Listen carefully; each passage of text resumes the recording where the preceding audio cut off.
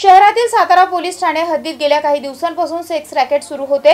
हे sex racket DCP Navneet कावत यांनी आणि पोलीस निरीक्षक गीता बागवडे यांनी उद्ध्वस्त केले होते। परंतु सुरू असलेले हे सेक्स रॅकेट नेमके कुणाच्या आशीर्वादाने सुरू होते याचा शोध घेण्याची गरज आहे।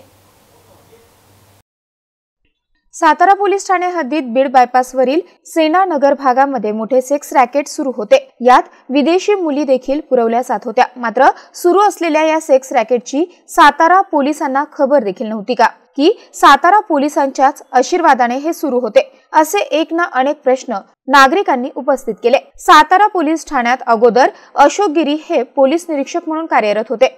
लोकसभा निवडणुकांच्या पार्श्वभूमीवर त्यांची बदली करण्यात आली। आता सातारा पोलीस ठाण्यात ब्रह्मागिरी यांची नियुक्ती पोलीस निरीक्षक पदी करण्यात आली आहे। त्यामुळे आता आलेले नवीन पोलीस निरीक्षक ब्रह्मागिरी हे हद्दीतील अवैध धंद्यांना खत पाणी घालता की ते रोखता हे आता आगामी काळात बघणे गरजेचे आहे।